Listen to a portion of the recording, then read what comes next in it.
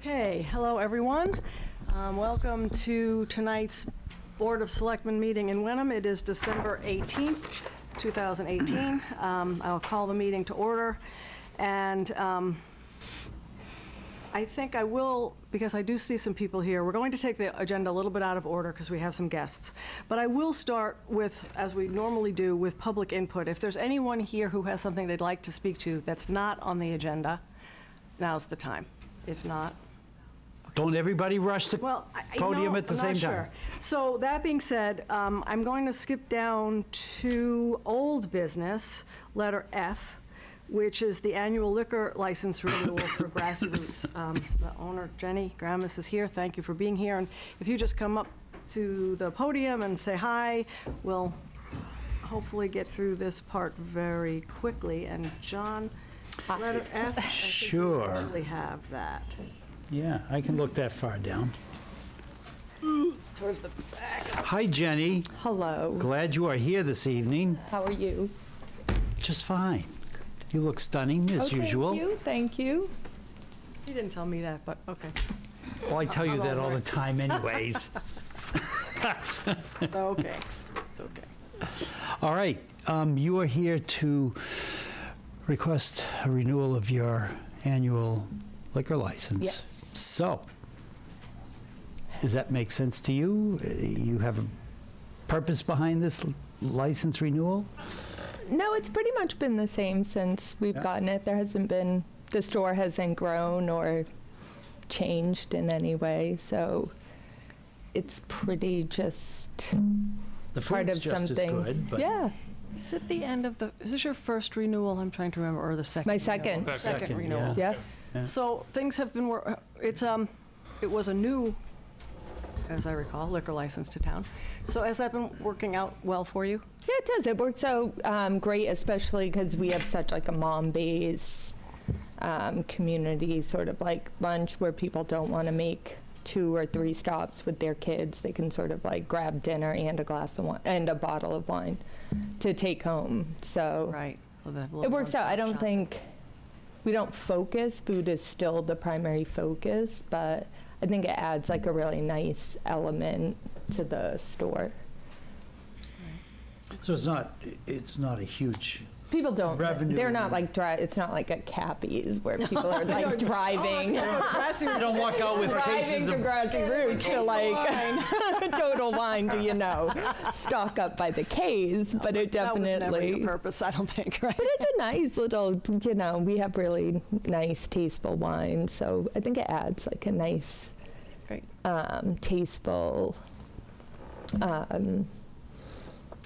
ingredient to sort of what we do there. Great.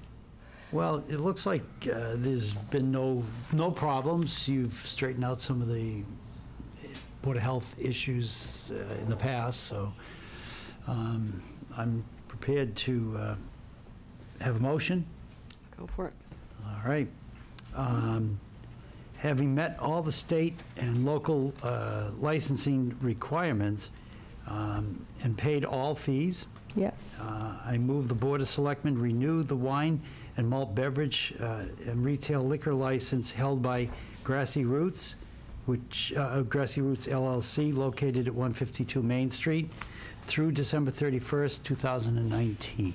And I will second that motion. Any further I have questions? No further discussion. Questions, if you don't? Thank you for being here in town and bringing some color to our quiet little demeanor. Our downtown. Anything I can do. So we just need to vote. Okay. All those in favor? Aye. Unanimous. Great. Thank you so much for coming. All set. We know it's a busy season for you. And we hope it continues. Okay, moving back in order.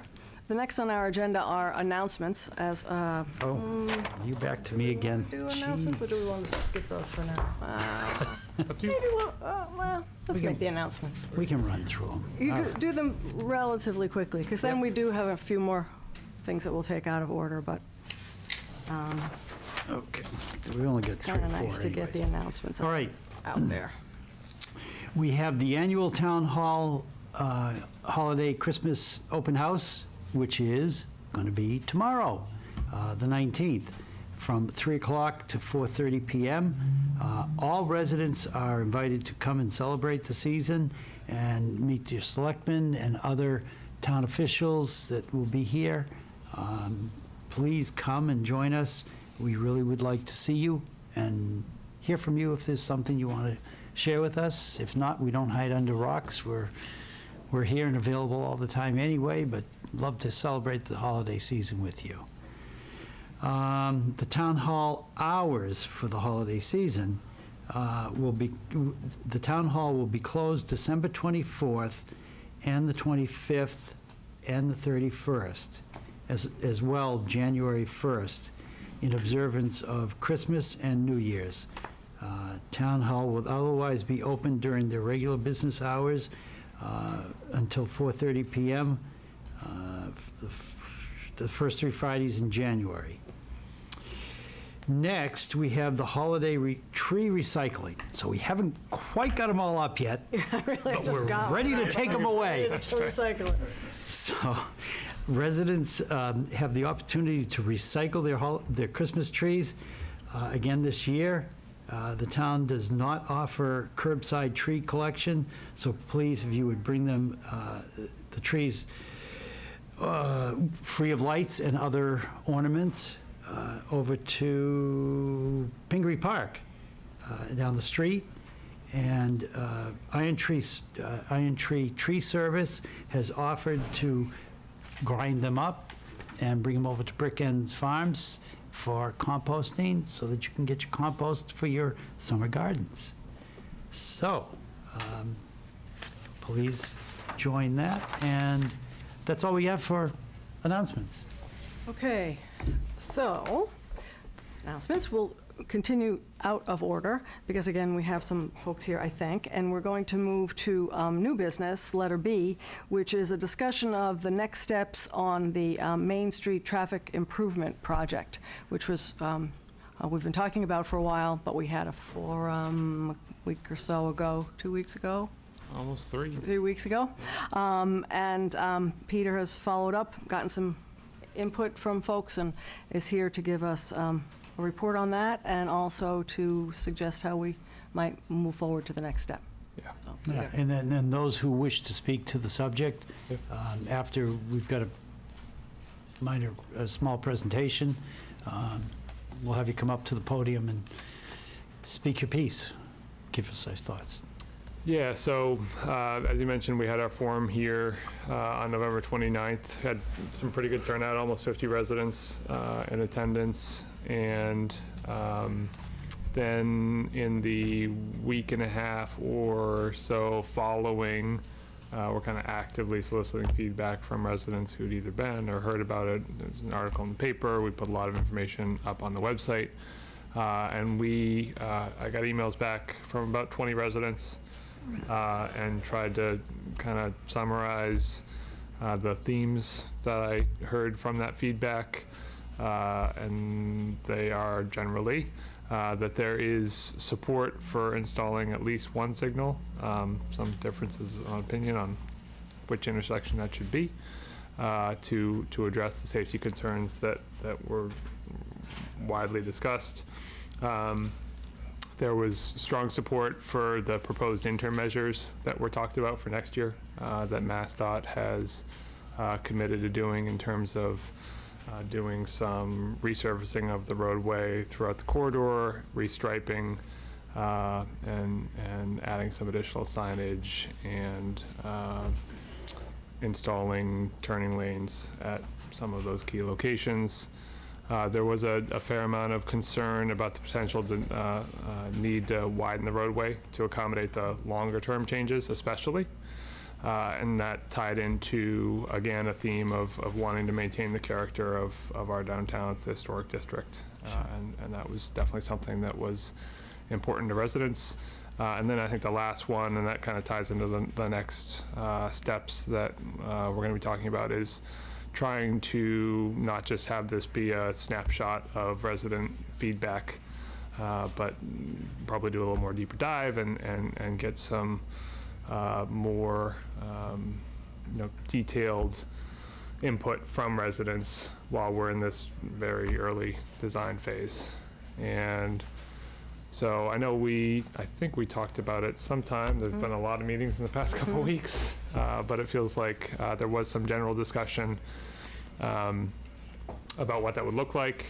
And my initial thought and suggestion is that we have kind of a series of neighborhood workshops over the next few months that would, get feedback from those residents to, really do some concerted outreach.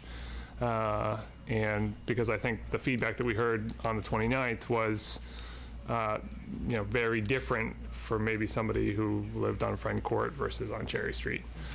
So the thought was to kind of do these breakout groups, one on Friend Court, one with the downtown businesses, one for Main Street writ large, one for Arbor Street and for the First Church, another for Monument Street, WVIS, and the museum, another for Cherry Street, and then a last one for the Maples, and then I think probably one more in addition to that to be residents who don't live there particularly, but live in town and obviously are driving the roads frequently and want to give their input as well. So I think that's 7 or 8 different groups, and we can talk about how exactly those would be structured, but I think it's a way to really understand those neighborhood questions and concerns so we can hopefully then work with our design engineering team to try to integrate that feedback into the work that they're doing. And then at the same time, over the past few weeks, we have been working on a scope of work with Bayside Engineering. So they're the folks who were here at the presentation on the 29th. They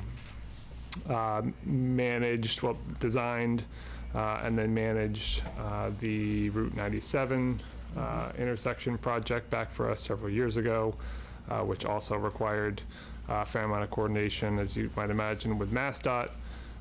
They have very good connections with the District 4 office, which I think has been key. They've helped us in the preliminary stages working with MassDOT. And so part of what we talked about at the public forum was kind of all of the next steps along the way that we would have to do on our end. The first and most important is included in the scope of work that Bayside has put together for us, and that's really to do a couple things. One is to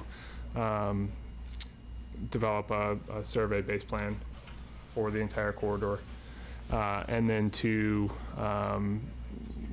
complete a series of environmental permitting reviews, which is required statutorily from a lot of different entities and is kind of one of the first check boxes that MassDOT requires. So that would get us to the point where we know the current conditions and site constraints throughout the corridor. And the cost for this phase of work is $60,000. A copy of the contract is included in your packet. There was a fair amount of back and forth with Bayside on all of the elements that are included in that. We do have about $100,000 in Chapter 90 funds available for this initial design work. So we do have the funds available to engage with them whenever they got the green light, weather dependent. Right now, the weather's still cooperating. It would take about 6 months start to finish for them to complete this work. And this is really the only weather dependent element of their design work because they're going to be out in the field doing survey work. And I think the key piece of this is that a fair amount of questions that residents have raised revolve around the right-of-way. And the work that CTPS did, while it was great in the report, doesn't have any of that level of detail. So it's really just an overlay on a Google map. And so once we have the survey work done, we'll really know, what the boundaries are and what impacts the conceptual design would have on those right-of-ways, because it's hard to have that conversation right now because we just don't have that level of information. At the same time, in terms of funding, we are trying to set up a meeting with Secretary Ash to access that $500,000 in funding that was included in the Economic Development Bond Bill this past summer. And so I'm working with Representative Hill and Senator Tarr's office to get on his calendar so we can figure out how that might be possible. Sure. But we do have funding in place to engage Bayside on this initial scope of design work. Yeah, I think there's 2 points that are fundamentally very important. One is the citizen groups, so that each resident who has a concern or a question, and to me it's mostly about education, has the opportunity and the forum in which to vent or comment on what's being proposed.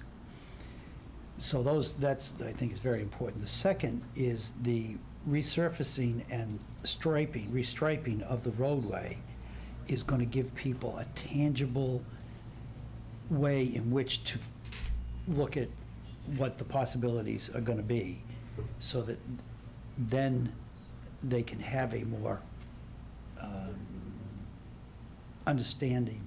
a greater understanding of how this may come together. And geez, maybe that turn needs to be adjusted, or maybe that expansion of the road needs to be altered in some way. So I think those are the two key points I would make. I should say we have a fair amount of residents gave their email addresses at the meeting. Yeah. And we've then gotten a good number of emails from other residents giving their input. So we've got a kind of unofficial listserv of, I'll say, 30 to 40 residents who are now getting updates. So whenever something like this is coming up, where there's a decision point to be made or update to be given, they're getting that information out there. Besides just putting it on the website and including it in the packet and everything else. So I think, to mirror part of what John said, I think the idea of discrete workshop groups is a really good one. It gives, I noticed at the forum as well, that different groups had slightly different desires, needs, concerns. So to hear them all and not have them all sort of smashed together at once is a good idea, although I understand it'll be a little time consuming. And I think, of course, we will need to do that engineering work. My question is how to coordinate, or I guess my request is that the timing of the engineering work be coordinated so that the feedback that we've gained, you said it would take a couple of months clearly, from the community, at least the initial feedback, can inform the work that the engineers are doing. Now, I'm presuming there's a couple of months of stuff, that survey work that needs to be done no matter what, and that would give us time to gather the input. But the idea of the input is to inform their work when it's time. Yeah, absolutely. So that's the case. My understanding in talking with the engineers, not just through the scope of work, but just kind of their process and the timing of it, is really they're going to be focused on getting the survey work done as early as possible, and then looking at all the environmental permitting issues, and that's when we'll have the opportunity to gather that input, right. And then sit down with the engineers and try to integrate as much of it as we can Sure. into their base plan design. And again, we're not even talking about a functional design report yet, let alone 25% design. This is just taking right. conceptual and actually now looking to implement, just the concept and understand what the site constraints would be.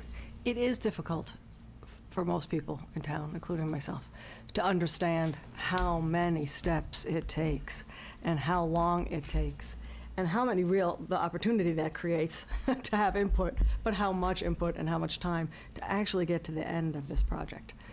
It seems to me, in another world, in a private world, that it's something that could be done in a much shorter time. But the fact is that it can't, and it isn't going to be. So I guess we all just have to be patient. The fact that it doesn't allows us to right. make sure that we get it right. So we should take advantage of And that. I should say, probably one of the other themes that we heard was some frustration over how long it was going to take to actually get the project done. And that's why I think it's important to continue to update people. I know on social media, it's very popular to see what the heck, why isn't that town hall doing anything about the roads? Or 1A, and indeed, there's a lot that's going on. It just is an incredibly slow process. As we should know, probably from the 97. I don't remember how long that took, but it wasn't, I remember frustration at that time too, in the amount of time it took. So maybe it's time, if there's anyone, would you like to just come to the podium if you have a comment? Well, I just want to ask about the 60,000. Has that gone out to bid? And is it included in the 250,000 that we might be responsible for? Yeah, so the 60,000 is included in the $250,000, and horizontal construction is exempt from procurement standards. One of the niceties of mass procurement is, for whatever reason, for forever, that's the case, that you don't have to go through a formal solicitation process for those specific design services. So our process in that, and we'll see how that plays out or when, is to actually just to execute a contract.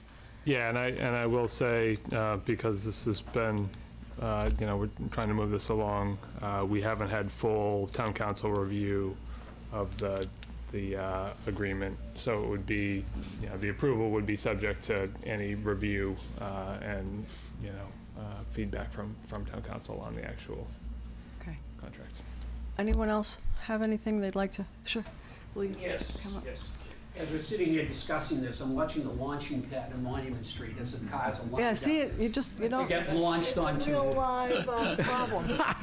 My name's Arthur Burt, 33 Arbor Street. I came here because I'm concerned about what's going on with the traffic, no doubt. Being here for 47 years, my dogs used to sleep on Arbor Street before occasionally a car would go by. However, now you need traffic lights, all right? But what we're seeing on Arbor Street is not just cars. We're seeing 18-wheelers in massive amounts. On some days, I've noticed there can be 20 to 25 vehicles going one way, then they turn around and come back the other. And on some occasions, it's at 6:15 in the morning. It can be a Saturday or a Sunday morning. And some of the people are moving so fast that when they come to that dip in the turn, Albie Dodge used to call it the Big Dig, where they connected over to Hamilton, the Big Dig area, they would hit their jake brake. And if you know anything about a jake brake, it's using the transmission and the exhaust on a vehicle to make it slow down. And it sounds like rockets going off. Nothing more wonderful than 6:15 on a Sunday morning. What I do recall, though, when I first moved to town, that Arbor Street did have signage, and it did restrict the weight of vehicles. That goes back to Ed Harridan and Peter Kahns. And again, there were a lot of 18-wheelers making the cut through. And what Peter did and Ed did was they brought in the state weigh team, and they actually weighed the vehicles as they were going through this area. Now, one of the things that this did was stop the time that these people were on a clock to get from point A to point B. It worked as a discouragement. And I know you really can't do that because 1A is a state road, but Arbor Street is a town road, and it's a residential area, and the houses are closely compacted in certain areas. So they come under residential ruling. And as I've drove through different communities, I go through Beverly. And of course, I'm going to Henry's because their apple cider donuts are absolutely awesome, okay? And if you go around Henry's, you'll see they have restriction as to when various roads can be used, all right? And maybe we should be thinking about that as we're thinking about what we're going to do with this roadway. Because honestly, the traffic is a nightmare, as you're well aware. You've heard this many, many times. But it's just your quality of life really is impacted. And it's just bizarre. So maybe make it one way at a certain time. Other routes can be used. I actually went down to one area where that's a business that many of these trucks go to, and I drove maybe 3/4 of a mile. Brick Farm or whatever it is. Okay. And when it first came in, I thought a farm is wonderful, great, little harvest once or twice a year. But now they're harvesting soil from the end of March to the beginning of April until now. Constantly. Now, I know I'm not an old fuddy-duddy, and I know change is inevitable, but there's a certain way we can restrict change. change. And I think some of the things I've suggested, I would just like to think about that. The speed of the vehicles is too much. The weight is too heavy. There should be restriction on the size of the vehicle. You could put signs up, commercial vehicles over 20,000 pounds cannot go this route, all right? And there are other ways they can get there, through Ipswich, through Topsfield. It doesn't have to just be through our quaint little community. Let's see what else. Oh, yes, if there is a committee being formed, I want to be on it, all right? And I will be verbal, okay? And, We wouldn't expect it. all right, thank you so much. Thank you for giving me. Okay, thank you. So I presume you got that. You got it. You can add that to your All list of great input. Yep. Okay. Thank you. Anyone else? Sure. Thank you for coming. Sam Nordberg, 151 Main Street. So we're right across from Grassy Roots. There you go. How's the wine? And how's the what? How's the wine? I think the wine's pretty good, and the traffic isn't bad. Yeah. So totally endorse and support this approach. Feel very strongly that that right now, particularly for pedestrian traffic, because we try to walk, there are a lot of challenges like that crosswalk. Even though there's a button to push that turns the light red, I don't know, maybe 15% of the time cars don't even notice, and they go right through, and it's really not their fault. They're just not used to that light turning red. They're not used to pedestrians crossing. So we're definitely in favor of figuring things out. Our deepest concern is with the road widening. Yeah. And we've got just, two homes that big, the Perkins house at 151 that we live in, and then Bob's old house right next door. We've got 5 kids under the age of 7. Really nervous about losing that frontage that just gives us a little bit more room between a busy road and our homes. We're also acutely aware that 2 years ago, a car ran through the front yard of our neighbors across the street, or a truck. And so just wanting to preserve as much safe space as possible between our homes and the road. Sure. And if there is a committee, one of us would love to be on it. I'm not sure it's me. So just to but- Be a really clarify, big just to committee. clarify that point, because it would be a really big committee Right. and so diverse, it would be difficult to get everyone's opinion. I think that we're going to move forward asking for input in groups. Yep. So we will definitely I think we're include your name. gonna nicely ask to have a lot of input, and maybe we'll take lots of pictures of our kids and post them. And Well, I think it's fair to say that pedestrian safety is Yeah. as important, as more important maybe than vehicular safety in this whole project. So certainly, that is a consideration. And we have heard a lot about the widening of the street, and I think we just have to make that known and see Right. what we can come up with. But please be sure, anyone here who has spoken tonight, if we don't have your email as wanting to be on the list, the preferred customer list, everyone will get this information, but if you want to be involved. yeah, I think the let's- preferred list is the only reason I. I think that's He's there. He's already there. We sent out the Yeah. call yesterday Yep. to everybody to Okay, let them great. know. That's how I knew Great. to Okay. to be here. Yeah. I'd like to support your earlier comments about speed and the light. The first time I ran for selectman, I spent a lot of time on Saturdays in particular in front of the post office. I don't care what anybody tells me, the police chief or whoever, that is a 50 to 50 mile an hour road. The reason the light is not respected is because they're going so fast, by the time they realize it's even there, they've violated. Well, or often someone's waiting to turn left, Yep. and you're going around them at speed, and by the time you're around and you actually see the light, it's really too late to safely brake So anyway. the control of the speed is probably going to be a functionality of putting in lights in appropriate places so that we slow the traffic down, because you can't resolve the other issues until you've. Yeah, and I want to reiterate, we completely support, a solution that involves a traffic light or, whatever the recommendations are. We're just also concerned about that widening of the road. The widening is Yeah. Yeah, and that light is, if I understand correctly, if we were to put a traffic light here at Arbor, the post office light would go away. Correct. Right. And I think that light is, my opinion, it's problematic in many ways, but partly because it only comes on occasionally if someone presses the button, as opposed to a traffic light that people know is there all the time. It's either going to be red or green. No, like I said, I don't think it's necessarily the driver's fault that they blow through it because no one expects to see a traffic light there. So it's something we need to address, Yeah. probably no matter what we do. Well, thank you very much. And because of those 5 children under the age of 7, I'm going to leave immediately. Hug those children and keep them close until we get some resolve out here. Steve did throw his wife, Joan, under the bus. No, he volunteered his wife to be on that committee. So just she's a much better person. So you have her email address. Thank you. Anyone else? Tom? Hi, I'm Tom Starr, 41 Pleasant Street, and I wrote to Peter, and that's why I'm here. I'm on the list, and Great. set my mind somewhat at ease that this is a process, and it's going to take time. And I agree with what you're saying about the lengthiness of it will enable us to really, hopefully get it right. But our main concern is the widening. Also, for a number of reasons. One, because of the character of historic Main Street is the core of the village, and won't look like that if the road is widened. But the other thing is, I think that widening the road can be counterproductive because, for what Arthur was saying, this other gentleman, and the discussion, half the problem is that people are going too fast, and widening the road just invites that.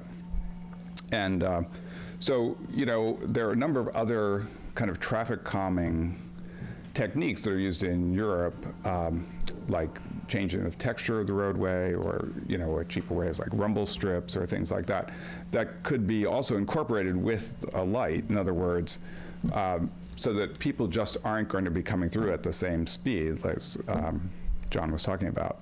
And so I didn't see that in Bayside's portfolio.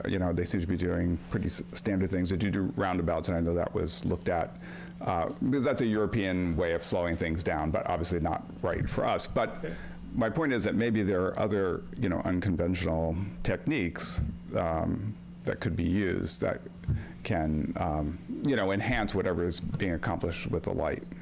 Yeah, and I think those will certainly be on the table to the extent that they can be, right? I mean, we are constrained to a certain extent with the fact that it's a state road, and so we have to meet their standards as opposed to being an arterial town road. But they, part of the reason why we had to consider roundabouts was because it was a state road. Right. No, you see there are a few that have been put in Beverly. So yeah, exactly. But that's certainly something that would be part of the conversation. There's any number of traffic calming techniques that are don't just involve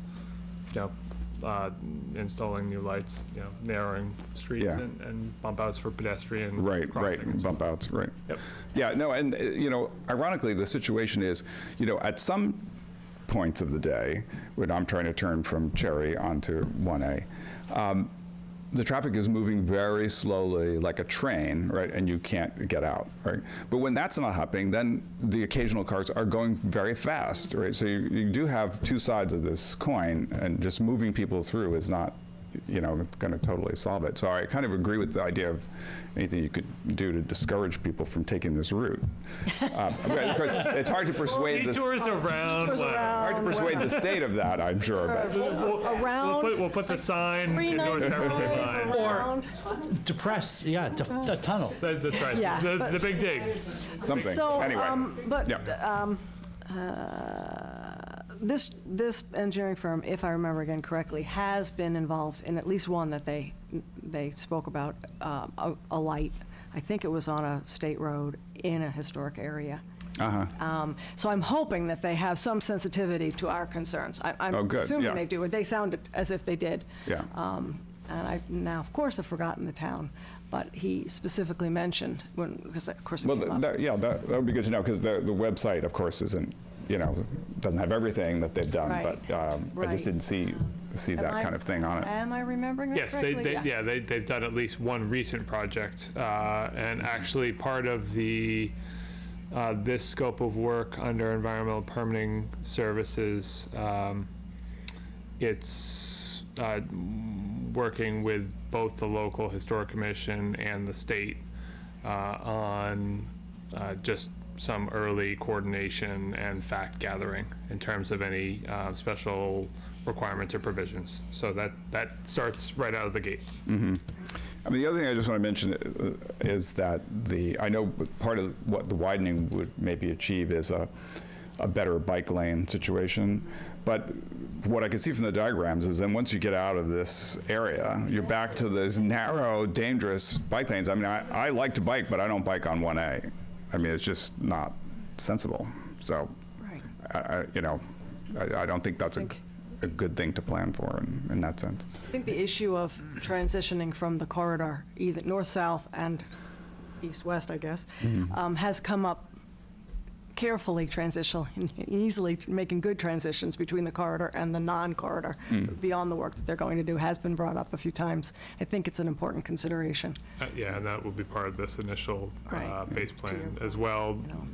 Good, because you can look at that in any number of areas. There are sidewalks, that would essentially be a sidewalk to nowhere. How far do we want to extend that? How much would the town have to cover? And so forth. So those are all considerations. Yeah. And that would make sense with the bike lanes as Same well. Right. To go from a 5-foot bike lane to a 1-foot, probably. What do you think Doesn't about an make sense. ignition zapper that shuts an engine down if it exceeds 25 miles an hour? Well, yeah, I think that's the coming police with folks might- when you have the driverless cars. It won't be. Right. None of this will be a problem.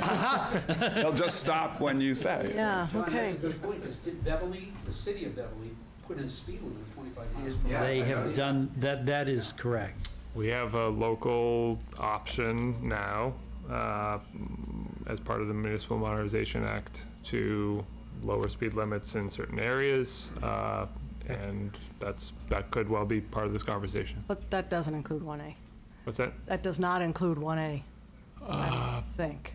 I'd have to circle back and double check. Yeah, certainly the town roads. If I could just say, like, the discrepancy between Monument and Cherry always puzzled me, and the poor people who live on Monument, I mean, that is just the speedway. Yeah, yeah. Speed is definitely an issue. So maybe less people would be coming to the intersection if there was a slower speed limit getting to 1A, even if 1A Right. maintained the state speed limit. We also keep designing cars that can go faster No, and that's the whole faster. point, right, yeah, all that. And they do it at such quiet abilities that you don't realize, I'm really doing 80 miles an hour? They have they done, or will they do speed tests as part of the engineering? MassDOT collected I thought I'd seen some. turning data, Yeah. volume data, and I'm 90% sure speed data Yeah. as well for each of the arterial roads and Main Street itself Because as it's- part of their, back in a couple of years ago now. Right. And then there was more work, or more data that was collected last year. I think that, So just data I to think that would support have a value, I really do. yeah. Because that's where the key problem is the speed of the traffic on the roadways, and it's not getting slower. It's speed and volume. And It's both. volume, yeah. I The think volume it's- is increased, yeah, Yeah, absolutely. it's the volume. Yeah. I think they're equally important. Anyone else have anything they'd like to say on this subject right now? Obviously, there'll be other opportunities. Yep. So, John, Yes. we have, as Peter mentioned, a contract that needs to be executed by a vote by us. That would be executed pending final review by council. We can make a motion to do that tonight, if you feel ready to do that. I mean, I think, let me back up. It feels to me, and Jack's not here, but we've heard from Jack, that there is clear support for moving forward with the project with all of its gyrations. Yes? Yeah, I don't Yeah. see a So problem we're going to with that, need yeah. this work done. I just want to make sure that we're, Oh, I see, so to engage by Bayside Engineering. I'm sorry, Right. I didn't look this far down. right. So that would be something that, Okay. if you're comfortable with, Yeah. we can authorize the execution of that contract, and Peter can have council give it its final blessing and All right. get them started. All right, so I think I actually have that motion. If you would. So I move to approve and execute the contract with Bayside Engineering, Inc.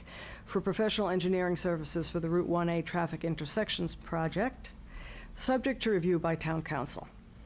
And I'll second the motion. And I guess the only other point of discussion I'd have is in your review, in your conversations, that you, again, please just keep the timing such that we can allow as much input. Yep, totally agree. Any other discussion? No. If not, all in favor? Aye. Aye. So that's unanimous. Okay. Okay, so I've got so many X's on my agenda here. Let's see. I think we're taking the next thing out of order as well, because we have yet more guests. Yes? But I don't see Jim. That's the Jim. Peggy's here. Peggy's here. Yep. Do we want, is Jim? Do we know if Jim's going to come? Okay. Why don't we just go through, you want to go back up to my report and kind of go through things Oh, in yes. order here? Oh, gosh. I know, this is like back. Whiz. All right. So we'll back way up Okay. to the, not the beginning, but where we left off, and that was, there's just one item there, which is the town administrator's report. A few updates. One from the Open Space and Recreation Committee. That plan was preliminarily approved by the state earlier this fall, after a lot of hard work to get there. And so the committee has been meeting over the past several months, looking to now implement the plan, and to that end is planning to submit 2 CPC applications for in the next couple of weeks. Applications are due January 7th. And so the first is relatively small ask, $500,000 or thereabouts for a new granite bench. You said 500,000. Oh, 500,000. It's a very nice You bench. said a small grant, Wow. 500,000. Small grant You sound like me, application, Peter. $500,000. Yeah. And it reclines, $500. and it takes you to Boston. Right. Prevailing wages. Yeah. Okay, $500 for a new granite bench that's going to be installed on Cedar Street, looking over Wenham Lake. It's on Beverly Salem water land, and they have already given their approval for the installation of this That bench, is if you can very believe impressive. that. That didn't take that long? Nope, only We must know couple months. somebody. We must have a very good, some very good personnel up in our yes. planning department So to get them to. they still, over that. they want to be very involved in exactly what kind of granite and the exact location and so forth, but they are supportive of it, so we're going to be moving forward with Maybe that. they could keep people Thank from you. fishing in it as well. Right, or our police department would be tasked I would with that. say Yeah. thank you to Beverly Salem Yes. Water Board. They are a good, a good manager of the properties and the Custodian waterways, and- so, they may be difficult at times to deal with on some things, but Our largest landowner here Yeah, in town. right. that's right. It is a lovely view there, so to have a bench would Yep. actually be nice. Okay. The other one, which is more significant, is we plan to put in for a Mass Trails grant in January. The application deadline for that is February 1. And that's a statewide program that we are eligible for now. And they cover 80% of the cost. There's a 20% local match. That local match can be staff and volunteer time in addition to a financial contribution. This specific project, and I think you'll like this one, John, is to install an elevated boardwalk about a 400-foot span on the Iron Rail property out to Dodges Island. 400 feet? Yep. Ooh. This is going to So- rival the Danvers water. Not quite that extensive, Not quite. but it's, as you know, prone to flooding. Oh, definitely, There's a yeah. kind of I know, we've camped out there before. Yes. And you have So to the pick your scouts- season. The scouts have used it, but it's something that was identified in the plan. Essex County Trails Association is Yeah, a yeah. big supporter, big proponent of this. Good. This was allow us to tie into other trails, not just on the Iron Rail property, but abutting conservation areas. And so it's a very preliminary estimate, $80,000 project. So the local match, if you back out the staff and volunteer time, I'm guessing it'll be about $10,000, $15,000 at the absolute most. But it would So we be, can donate volunteer Labor? That gets counted, labor, all of it. Whatever. Yeah, Okay. exactly. So still honing in on exactly what the ask to the CPC will be, but it's going to be on the order of $10,000 or $15,000 for that local match. And I think will be a great project. So again, Oh, that's great. has the blessing of Essex County Trails Association. Yeah, they're a good organization. I dealt with them many years ago, and they much want support from the towns where Yeah. they can get it. And then it'll be also reviewed at the next Iron Rail Commission meeting to make sure that they're on board. And I think there'll be probably some coordination with the Scouts as well in terms Yeah. of whether they want to be involved in any way. I'm given that sure. It's right around the corner from them. So all good news there. And I think just kind of bigger picture, good to see some progress in year one on implementing the plan. Oh, yeah, sure. You know, these were, you know, issues that were identified in that, so I think it's definitely a good thing to see that we're moving forward. And that's, and the other piece that I just wanted to circle back on that we talked about the past few weeks is that the Board of Health did hold their public hearing last week, and they voted to change the age of tobacco sales to customers age 21 or up, starting December 30th, so kind of getting ahead of the state's implementation of that program.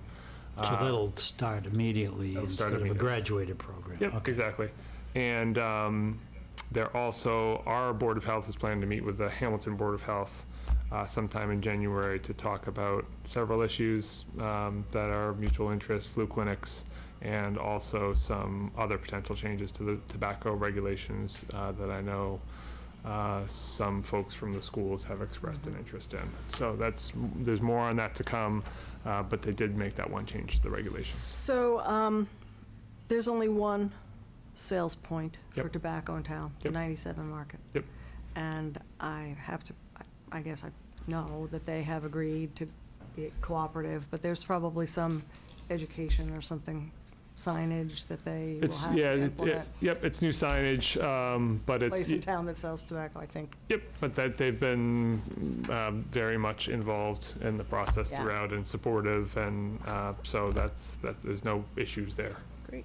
If there's any difference of opinion. Great. Okay, If you wouldn't mind, I have under Selectmen sure. Go ahead. minutes, thoughts? Report.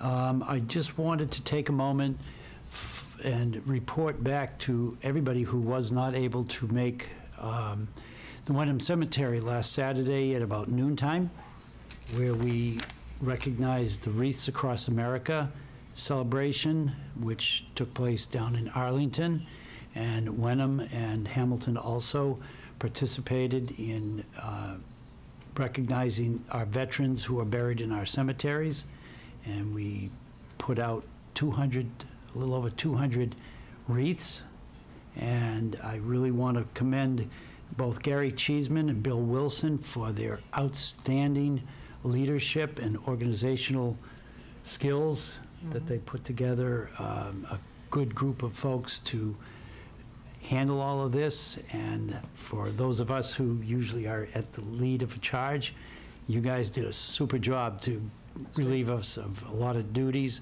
and bring great recognition to our veteran services that I understand now go all the way back to the French Indian Wars. So I really, and next year we're going to do even better because we're going to start earlier and make sure that we campaign hard for those donations. It'll help get us to something, I think, like, is it 600, Gary? 500 total. 500 veterans' grave sites that we have in our cemeteries.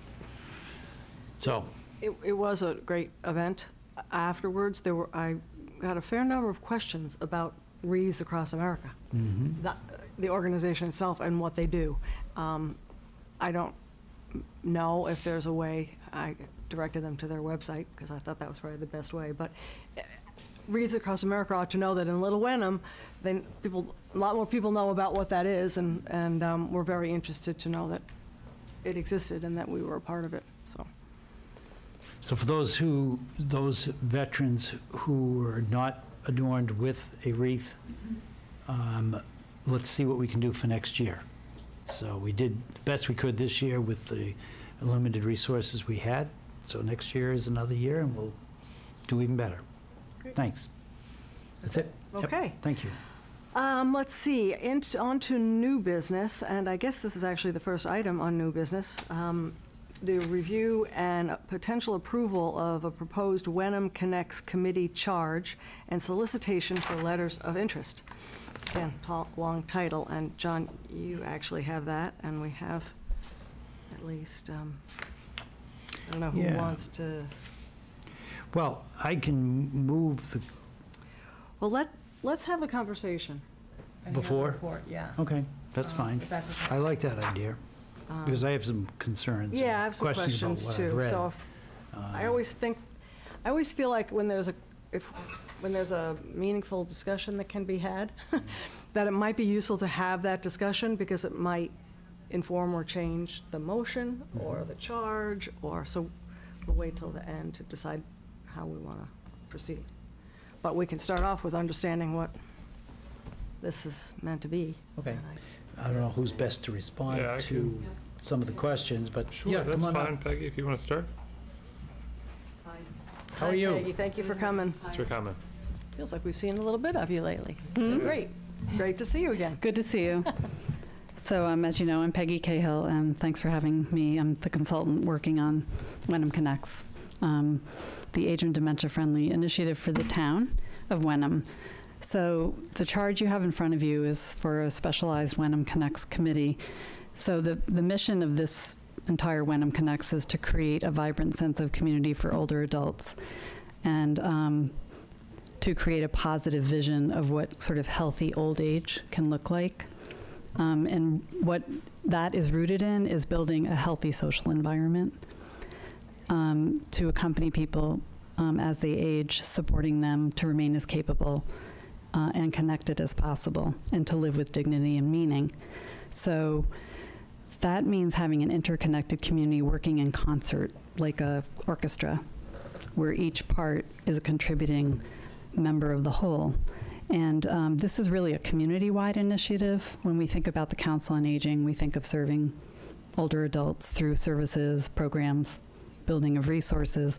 But this initiative is more like a tapestry of interlocking parts where you're really engaging town leaders, community organizations, art and culture institutions in the town, the museum, the library, small businesses, and residents all knitting together to kind of find common ground to work for the betterment of seniors rather than working in silos.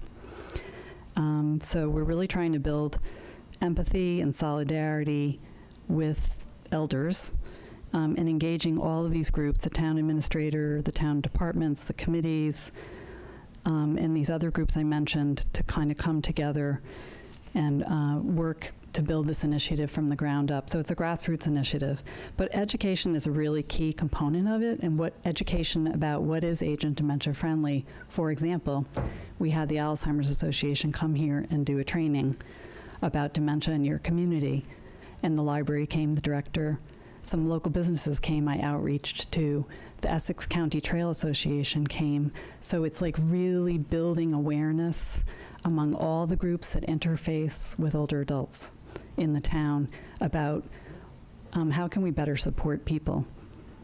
So that's just one small example of how this works best. I want to mention too that Caitlin Coyle, who just did the UMass presentation, she and I were back and forth a little on email, and she sent me a note today, and I just want to share. There's new data from Tufts Health Plan Foundation that supports something that we learned in the UMass report. So Wenham has an older senior population, older than the average in the state, actually, meaning that within the 66 plus population, most of Wenham's seniors are age 75 plus. I don't know if you've seen this, Tufts Health Plan Foundation. So I'm going to hand this to you. It's kind of So we got some kind of breaking news. You have some really good historic age vintage. So that speaks to the point that the population targeted for service by the COA is older adults and people 65 and older, 75 and older. We want to reach those people. So the Age and Dementia Friendly Initiative is a way of not only connecting with that important group of older persons, but also engaging a range of generations to contribute to the overall cohesion of this community. So part of this is also educating the generations. If we're doing good for the older adults, we're doing good for everybody, because we're paving the way, because we're all climbing that mountain. We're all aging together. So we're all in this together. And there's a number of benefits to that, including helping create like subcommittees within Wenham to have an opportunity to engage with each other and form a deeper understanding of what the current issues are. We're not talking about a lot of subcommittees, but just subgroups in a way within the Wenham Connects committee. Maybe it's with open spaces, that conversation. You know, it's with the library, which is about to now do an Alzheimer's and dementia in your community training in May because they came here. So it's like branching out from working together. And the other idea is that Jim and I are sort of wanting to move forward with Age and Dementia Friendly Community as a sort of wider grassroots effort to engage the community, think about seniors in all the planning processes. And so improving Wenham as a place to grow old in a more incremental way. Lastly, so that this committee would be focused specifically on creating this healthier, interconnected community and greater awareness of what the needs are of older adults. You know, a lot of people, and there's a report, 2015 World Health Organization report, which says in a lot of areas of the world, old age is perceived as an end-of-life stage characterized by declining physical and mental faculties, increased risk of death, and withdrawal from productive social activities. So what happens as a result of this perception about aging is that communities don't prioritize seniors and the quality of life of seniors. Well, they're getting old. They might age out. They might go to a nursing home. These things are inevitable.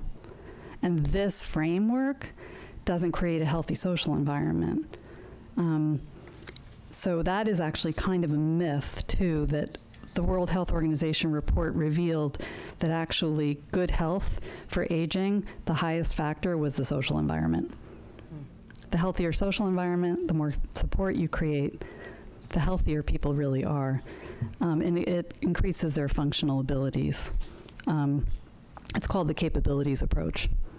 If you give people greater capability to live at home or to participate, they're going to do better. So lastly, I just want to mention that the people that we've proposed for this Wenham Connects committee have been really involved from the outset. So what Caitlin Coyle said at UMass is residents themselves are the greatest assets. And I really want to mention that as a key point. Because these individuals have come to listening sessions, they've met with me individually, quite a number of them. They've really expressed a genuine and passionate interest in not only like helping to support people aging in the community, but helping their neighbors, really wanting to help their neighbors as well. So there's a wonderful sense of caring, I think, that is emanating from people. And so I think that if we can look at that these individuals, their voices, their passion, their drive can best inform what is an action planning process. So that's what we have to do. We have to create an action plan. And that's the AARP mandate. And that's the next step, that we will look at survey results. And I'm in the process of crafting a report of the survey findings.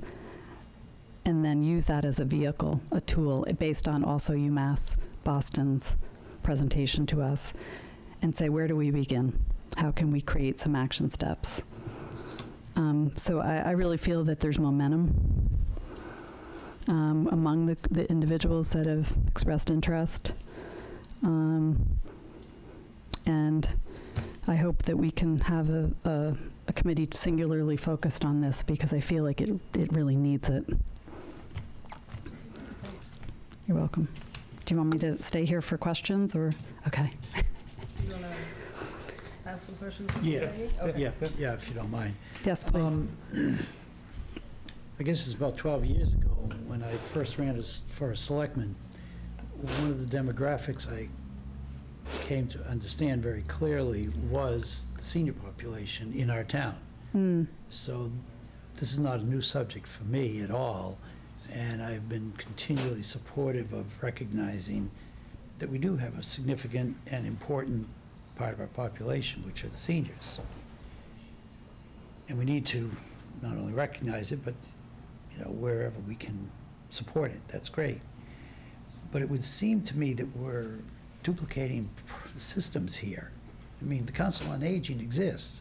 Why wouldn't we just put this mission statement into the Council on Aging and say, okay, because I agree with much of what you said about dealing with Alzheimer's, dealing with dementia, dealing with so many other aspects, and doing something about it. I don't quite understand why we're duplicating efforts here. I mean, we've got so much on our plates to begin with. Why not consolidate resources and put it into one hat and say, look, let's just expand the mission statement to, recognize these other components. Yeah, I mean, I'll start. You just want me to answer that first. So I think that may ultimately be where we end up down the line.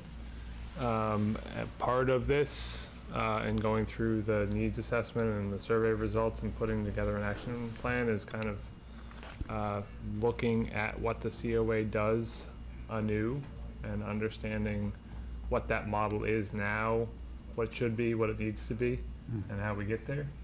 And I think this group would really take all of the feedback and data that we've collected so far, the needs assessment, the survey, and work on developing that action plan. That's something that's new and different. And there are, some folks who've been involved so far, who are at least a couple, who are on the COA board. And I think we certainly need to make sure that they're in the loop. But I see this as... Well, that's where my concern is, that you start to dilute too much the effectiveness of... Well, and I think also to Peggy's point, I don't see this entirely as just a COA mission. I think it's broader than that. I think it's more integrated than that. And again, it might be something where a year or 2 or 3 down the line, some of this does get folded into the COA bylaws, and we included a copy there, because I think we were sensitive to the fact that we didn't want to have 2 entities doing similar work. And so I think this is more kind of focused on the discrete tasks of developing an action plan and then working on getting some initial momentum for this initiative. And maybe part of the charge should be a recommendation back to the town in terms of a look back on what the COA's, not just the board's mission is, but the actual department. And then I would also add to that, because I saw this happen some years ago in Hamilton particularly, the community house has historically done a lot of senior programs. And has there been any consideration given to speaking with Melissa and making sure she hears what's going on here, so that we don't, again,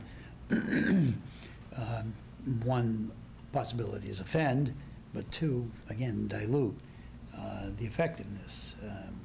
Well, and it certainly wouldn't be that of what they're doing already. No, if anything, it would be to fold them into the process here, understand what they're doing, how that integrates with everything else that's going on. So we're, they're not doing one thing and the Hamilton COA is doing another and we're doing another, and not talking to each other. Yeah, because I'm looking at the recommendation for a board, and you're talking 11 people.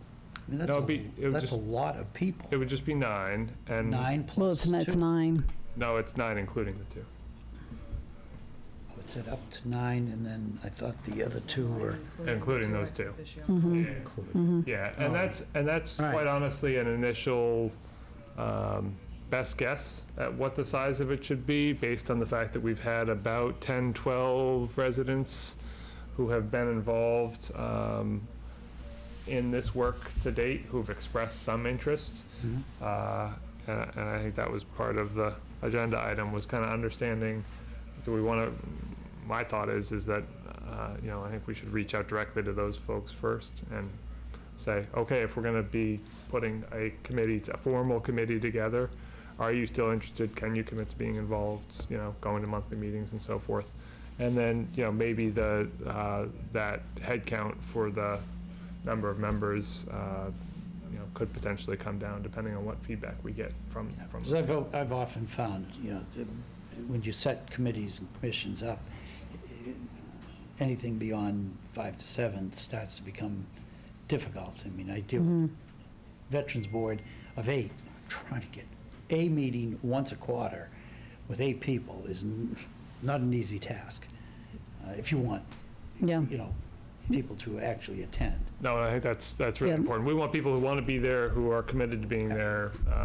You know, this is going to be, you know, similar in some ways to the Open Space and Recreation Committee, where there's a, you know, a need to really work on a plan together over a year and a half long span, and then kind of reset and figure out next steps. Those are my comments, but I appreciate that, especially from your experience. I do understand and I do support any of the efforts that I've heard discussed so far. So That's excellent. Yeah, no, the approach I'm taking is just, yeah, I understand we that have you're, only so many bodies and so many hours in the day. Yeah, and I think if we didn't have residents who we knew were already engaged on this, I don't think we'd necessarily be saying, hey, we should start a new committee and there should be 9 people. It's the fact that, you know, there's already, to a certain extent, a captive audience that's there. and I do want to say, though, to add to that, that the best practices that we've seen in Salem came and the champion of the age-friendly initiative, Patricia Zato from Salem. We've met with her, and I've met with her a second time. She's been the charge leading that entire initiative, but she's pulling together the COA, the senior center, all the different component parts, the town administrator, and working to gather people together. So they very much have had their own task force singularly devoted to the 8 domains. And the 8 domains is a framework that's really not under the purview of the Council on Aging. There's some of them that, some of the things are certainly threaded in to the COA mission, but their task force has a person who used to be a former professor at Salem State, who is a driver of the entire initiative, making sure everyone is coming together.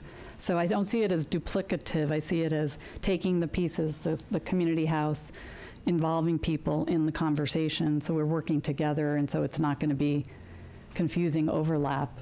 I see it. And I will say Swampscott's behind us by a bit, but starting a similar initiative, and they relatively recently appointed a standalone committee to do this specific kind of work. So I think it's pretty common practice right now in communities, because the COAs and the senior centers don't have the capacity to drive this level of community-wide effort. You know, they're busy doing their day-to-day. I particularly like the concept that you involve more of the community to recognize that seniors are very important in our lives and have a value to add and do need support. And it doesn't happen by happenstance. It shouldn't happen by happenstance. Right. Let's see where business may be able to be supportive or other aspects of the community. Yep. Yeah, Okay. and I think Thanks. that as a small town, we could set an example Yeah. for what a small town is able to do. You know, a tiny town, as they say.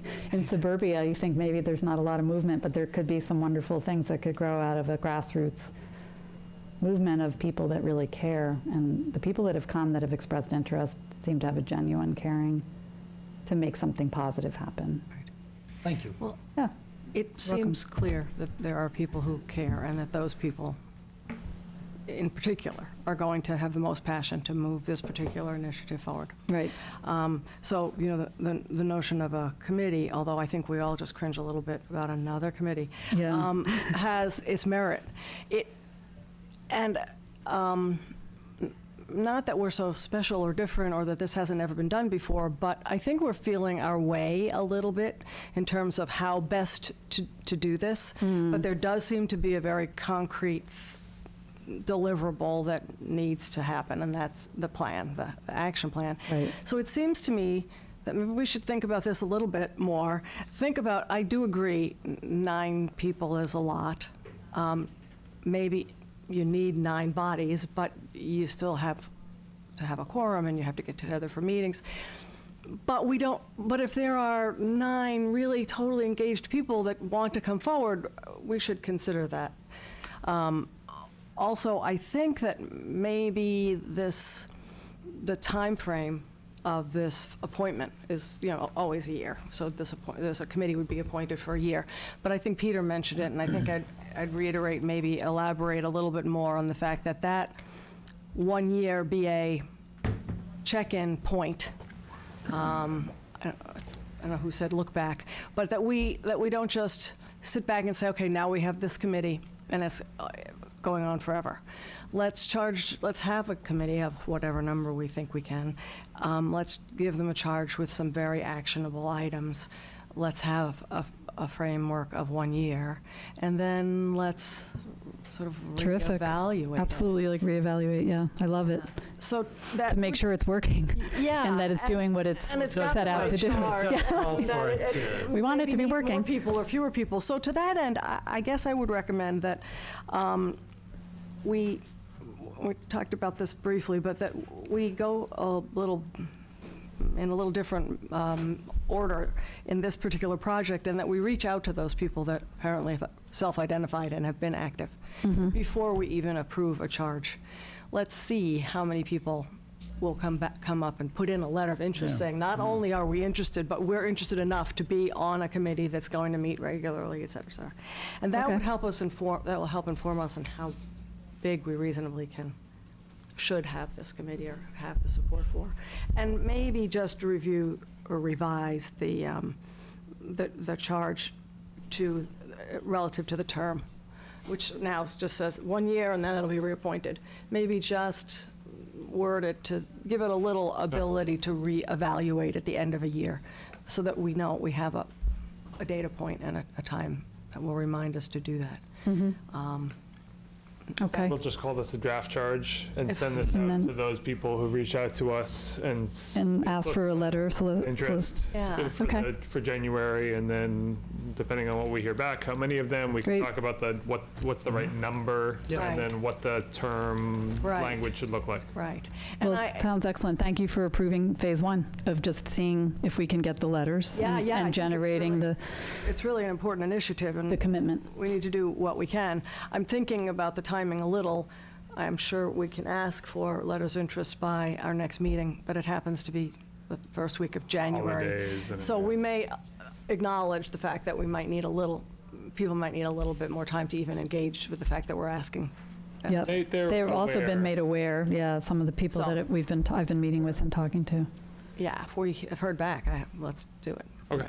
So. Okay, great. All right, thank you Thank so you. much for Thanks. your work Yep. and for coming Thank you. tonight. Catherine, can I just mention something? This woman brought up a great report, a very interesting thing, though. We call it the Council on Aging, and some of our site managers are miners at Endicott did some research on this. They see something that says Council on Aging, the paperwork goes right to a circular file, the email gets erased. Pro golfers, and they had the regular tour, then they had the senior tour. And they really didn't like being labeled the senior tour. You would get up every morning, look in the window, mirror, you're on the senior tour. They changed it to the Champions Tour, okay? The selling of it, the mindset of it, the positive image. I'm certain you've had some discussions about that. We talked Yes. about ageism a bit. Yes, yeah. yeah. And kind of rebranding and Excellent. what that, yeah. Just to Yeah, bring that it's a up, good 'cause point. you see Council on Aging, circular file. The new COA van is Wenham Transit, Right. no COA on it. Transit. Excellent. Yeah, I Can think I just that, add one thing? A friend went to California and said instead of senior citizens, they're called honored citizens in Excellent. some part of California. I'm good with that. The honorable. the dishonored and then the honored, okay. All right, right. No, it's true, though, it's a good point. All right, thank you. Good Good conversation there. Okay, so we have next, we did that. We have a review of a draft Community Preservation Act grant agreement with the First Church and the clock, which is letter C, and which is John in your. Now, this is discussion only. We have no action expected tonight. At least it doesn't appear. Yeah, the idea is that the Just board would take a look at the draft agreement, and if they're okay with it or have any proposed amendments to it, that we would then send it off to the folks at the First Church, so we could hear their feedback, and then hopefully have an approval once we hear back from them in January. Would you like to spend one, I'm sorry, this is your agenda item. I was going Well, to ask a question. Go ahead. No, please, go ahead. I was just going to ask Peter if he'd spend a minute hitting the highlights of the agreement. We have it here. I've read it. I'm sure you have too. It seems fairly, I don't want to say boilerplate, but straightforward and nothing. It doesn't seem like there'd be anything that the church would have a problem I with. certainly hope not at this point. Right, but maybe you could just Have they highlight. seen this? No, we did before, that's why I wanted to have the conversation with the board Okay. tonight, Right. before we send it over to them. Okay.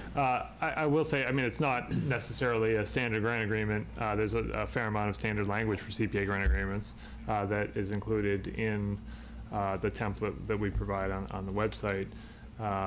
But there are a number of elements of this that are unique, Right. and that one of the issues that we identified in going through this process with the First Church over the past couple of years is that nowhere is it necessarily memorialized what the responsibilities of the town are in terms of maintaining the clock itself, nor of the church in terms of access and damage and so forth. Those elements have been incorporated into this, and we, in the initial discussions that we had with the First Church, we agreed that this would be the appropriate vehicle, the best vehicle to memorialize those, so that it was clear. So just as a refresher, the town meeting had approved just over $64,000 in total for work on the clock tower, $14,000 of which was specific to the clock face itself. And late last fall, after a fair amount of discussions back and forth with the town and the church submitted correspondence to the town, basically saying that given the potential terms and conditions that the town was looking for in the grant agreement and the related preservation restriction agreement, that they were basically turning back the $50,000. And so this just covers the $14,100 that was specific to the work on the clock face itself. The work's already been done.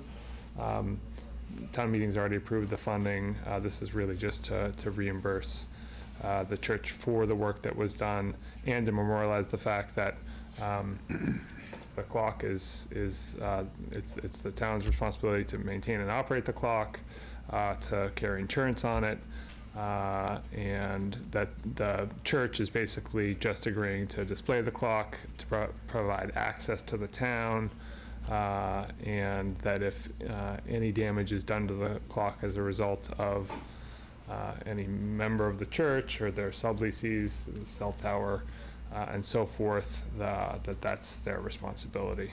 So that's really what's included in the grant agreement at this point. It seemed pretty straightforward to me. John, Question? Yeah, Harriet is the chairman of CPC, I'm the vice chairman, and we don't have a copy of that literature. So we're just looking. Of the grant agreement itself?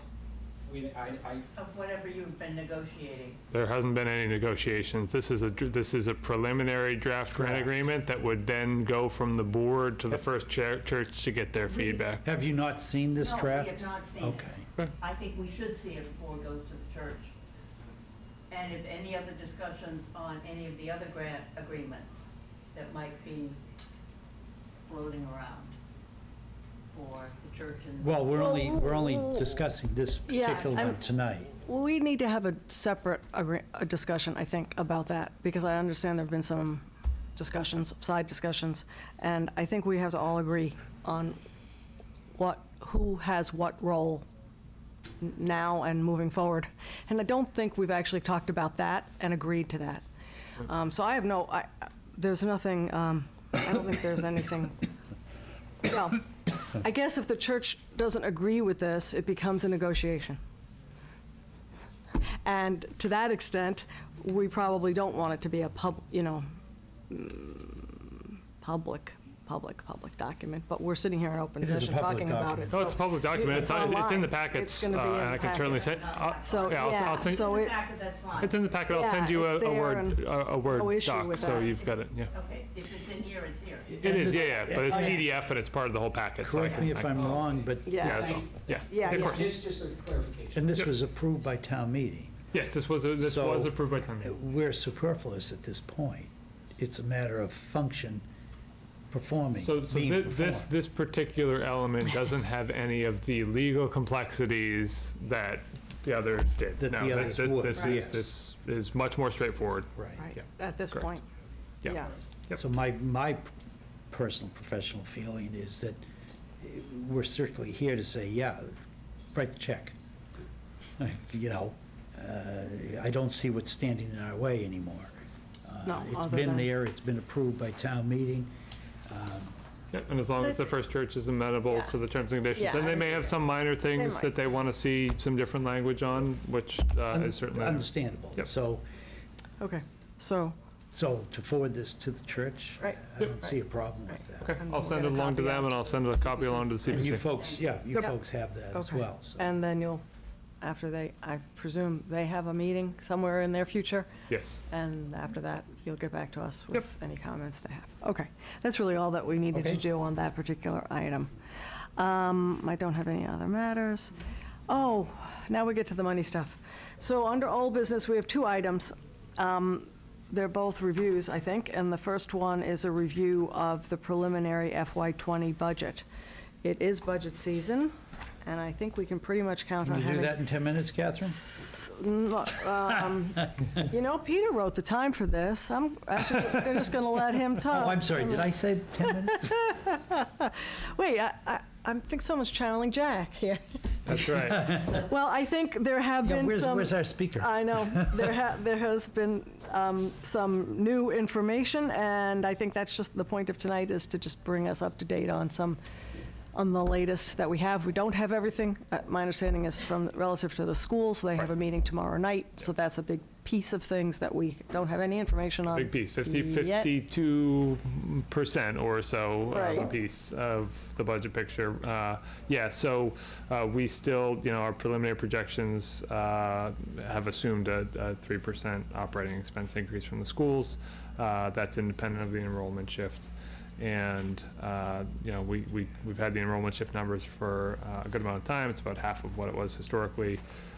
When we last talked about the budget, was that just last week? I think that's right. Mm-hmm. How time flies when you're having Yeah, fun. that, last Tuesday, I should say, 'cause we had a couple meetings last week, we, Right. at the time, were projecting a deficit of about $425,000 over the levy limit.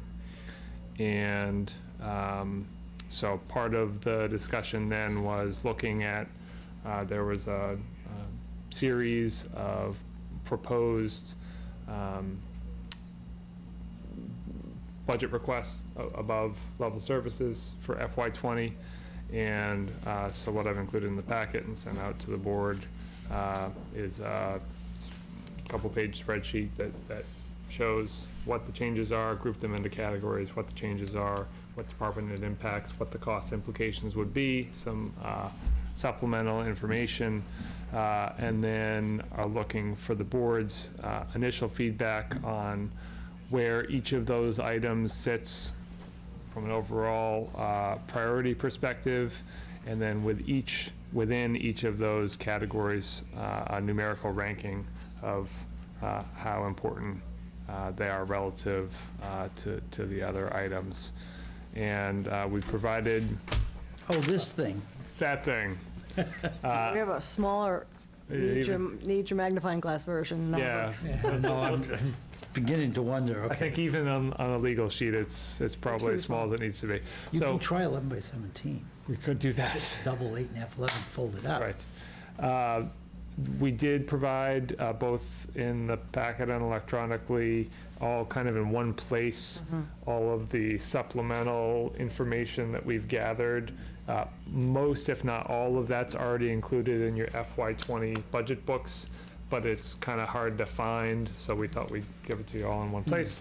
And then the hope would be, in terms of next steps, that over the next week and a half or so, each of you would go through, fill out your sheet, ask us if you need any information on any of the items, and then I would take that, aggregate it, so then we could have a, I think, hopefully meaningful policy discussion at your January 8th meeting about FY20 budget, what's a priority and everything else. At the same time, we will by then know what the recommendation for the FY20 budget is for the superintendent, for the regional school district.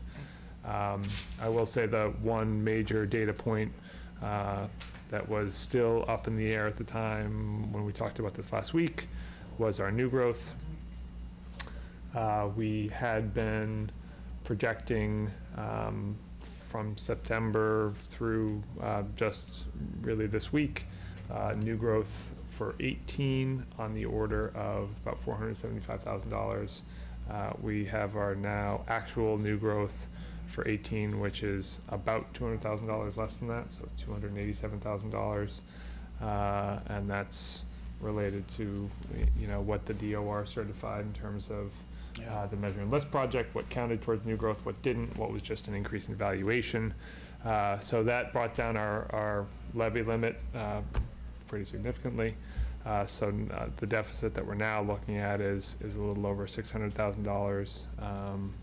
But again, there are a number of both proposed new staffing changes and new capital items that are in the mix, and there's all the detail that's provided in the packet. So still a little bit in a holding pattern, but looking to get input, because I think kind of independent of where the schools end up, we're going to need to have a conversation around just funding level services, and then what these potential value-added elements would be. Okay. I get it. Couple of questions. Mhm. So I am assuming that the page of the budget book that I'm now most interested in is the revenue page that reflects the new growth and the new levy limit.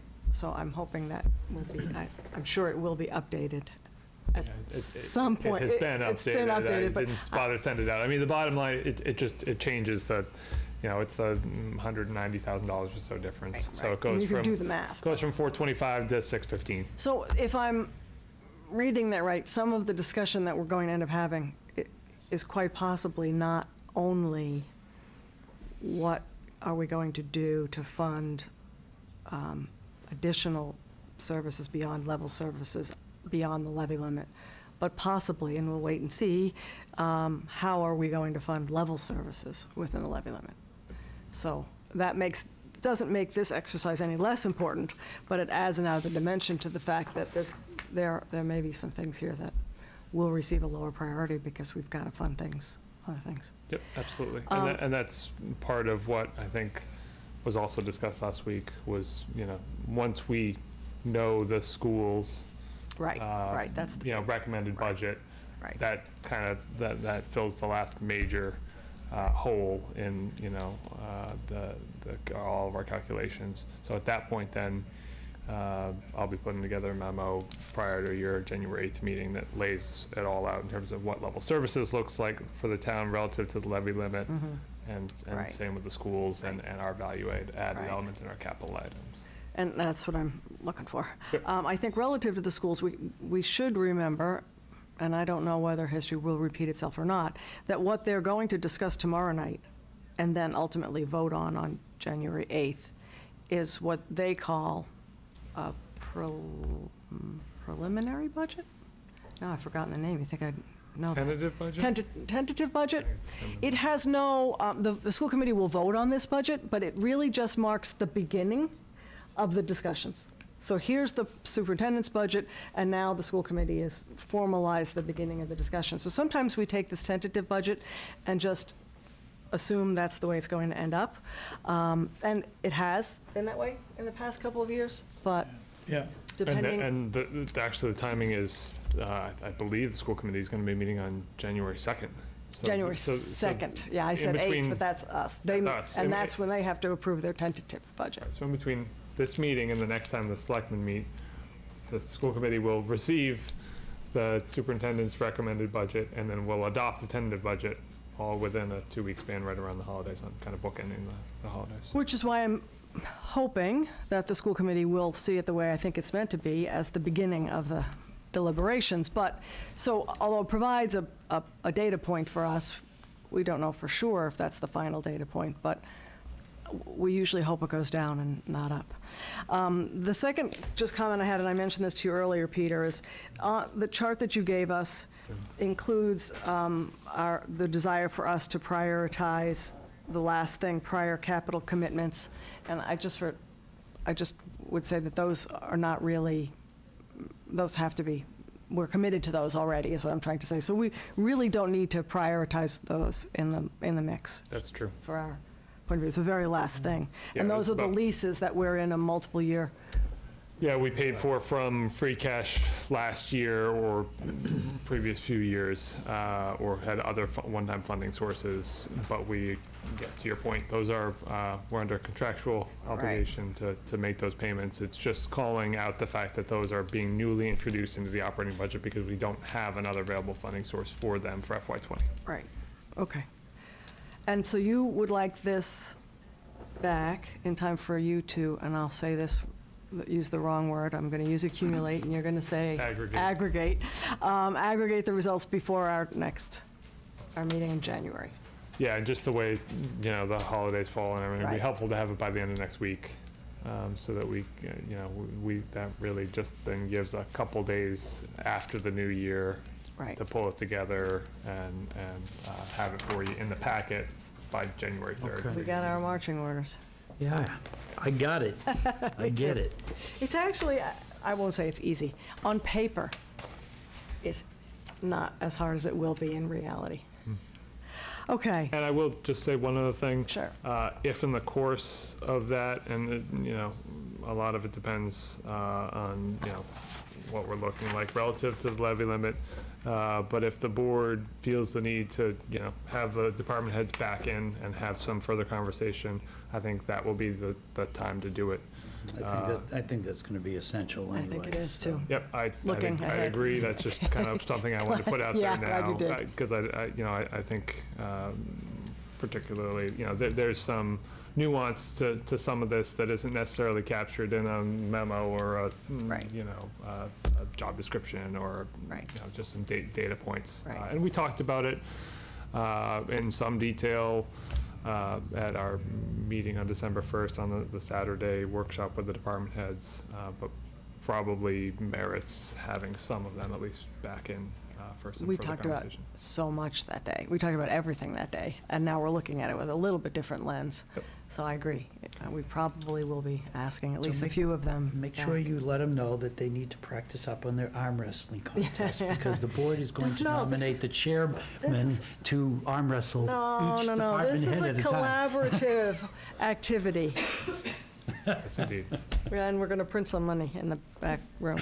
Did we tell? Oh, we didn't tell Patty that yet. That's in the job description, right? That's Other that duties as small assigned. print. Yeah, yeah. Didn't you see those cases of green paper?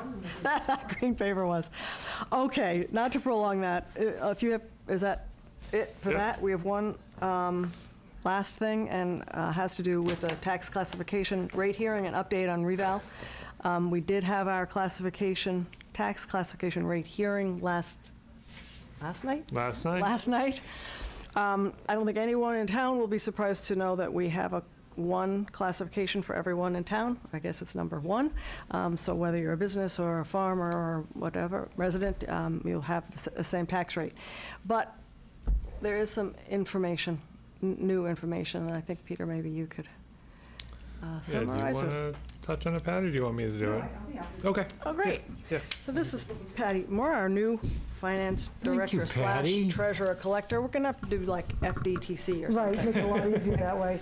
thank So we did, thanks to everyone last night, get our application in overnight to DOR, and it was approved today, so we're all set and ready to go. We have a tax rate for fiscal 19 of $18.02 per thousand valuation. I know that's down Sounds like from a good number. what we have seen now, but that's because the valuation and with the reval, the valuations have gone up substantially. I mean, I think overall, the town went up about almost $90 million in valuation.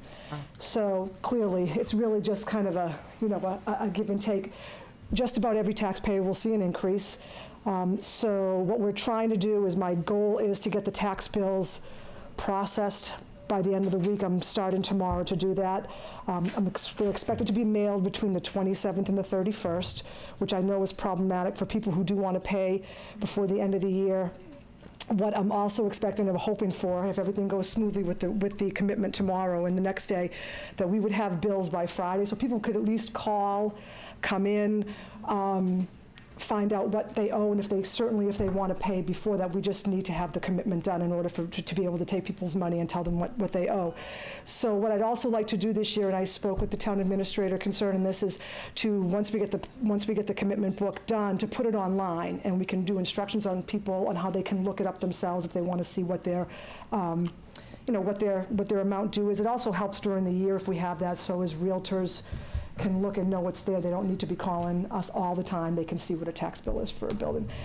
So what we are asking is that if you want to get your bills paid, that we ask that you do it in one of two different ways. Either come by Town Hall, be happy to see you, and you can pay in person, or once the bills have been processed and they're clean and they look good, they'll be up online at City Hall system, so you can go in the same way. You can look it up by address, you can look it up by name. If you want the bill number, we can give you the bill number, and you can pay it right online. So those hopefully will be available as soon as I can get a clean set of bills and be comfortable that the bills are correct. So just to remind everyone as well that we do have holidays coming up, so we are closed on Christmas Eve, we are closed on New Year's Eve. So really, most of the time that you'll need to be able to pay will be next week, but we'll certainly be here to take any payments that you want. And one final note, just to give people a little bit of advance notice, that because of the reval, just about everybody's taxes are going up. And because of the flip and everything, the second two quarters might be up a little bit more than people would have expected. For instance, if we look at where we are for an average value, or a median household valuation has gone up about almost $65,000. And so if your first two quarters for the original valuation of $509, your first two quarter payments would have been slightly under $2,400. Your next two quarter payments will be slightly under about $2,800. That's to make up for the shortfall in the first two quarters. It will certainly even out as we go from there. But just so people are aware, it is definitely just a flip. The tax rate goes down, but the valuation goes up, and pretty much everyone is affected that way this time.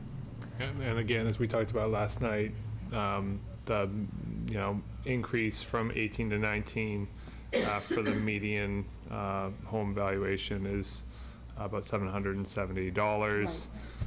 41% of which is attributable to the school operating override that was approved this year. So about $315, $320 of that $770 is from the school operating override. It is a good idea to remind people that the way we need to send out and the tax bills is in the first two quarters. It's really based on the estimated tax rate from the previous year. From the previous year. And then in the second two quarters, there's not only a new tax rate, tax and valuation, but there's a catch-up to catch up for the first two quarters that were sort of underpaid. Sure, and when you add in the reval and really property values since I think when I look back they really haven't changed since 2015. So you're seeing a bit of a catch up here.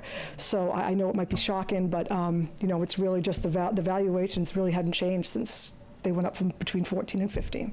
Right. So a question. The prices are going down on houses. I'm going to stay broker. They're starting to go down. Well, so every year, there'll be another valuation. Yeah, and that's something that going forward, there should be interim year adjustments. This was a little bit of a unique situation that we didn't change values. So basically, the values have not changed from 2015 to 19, from FY15 to FY19. Right.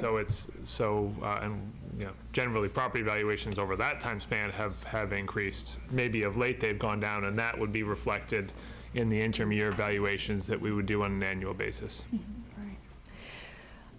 So you said that if someone is interested in paying their tax bill before the end of the year for income tax purposes, that if it's within the next couple of days, certainly they should contact your office to be sure that you're ready to receive their... Correct, yeah. We should, I'm hoping if everything goes clean tomorrow that we should be able to have the commitment book by tomorrow, or hopefully no later than Friday.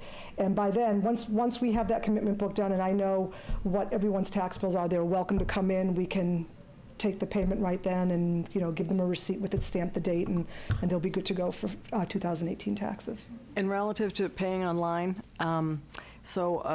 if these tax bills are on City Hall online, I presume that there's some kind of a timestamp there. So as long as they're basically every day posted I get a before report that. from City Hall Systems and it tells me what day they were processed. And doesn't matter when I get that report, we process them back to the day they were submitted. The nice thing about that, I think, is that because we have all these holidays and last-minute things, if something that's paid online can be paid at home on New Year's, well, I won't say New Year's Day, on Christmas Eve, when Town Hall may not be open, but someone wants to have that count. Exactly, and then whenever they're paid, they're time-stamped and date-stamped on the system, so we process them back to the day that they were paid in the system. Great. And obviously last year it was even more time sensitive in terms of, because of the changes in the tax law. So this year's going to be a little bit different. Yeah, but we I think this year obviously want to offer the opportunity to residents who do want to pay before the end of the calendar year. Many of us are wondering how it's actually going to affect us. That too. So, great. Thank you. Thank you so much. And I know that your office has been awfully busy. So thank you very much. It's my pleasure. Welcome to your first Christmas. Have it right into the fire. Yeah, jumping right in the fire. Anything else on No. that, Peter? No. Okay. Anything else? Set. Okay. I think I checked off everything on the agenda. That being said, I will take a motion to adjourn. So moved, Madam Chair. And I will second that motion happily. Thank you. All in favor? Aye. Aye. We are adjourned at Thank you all. whatever time it is. being here. 7:42.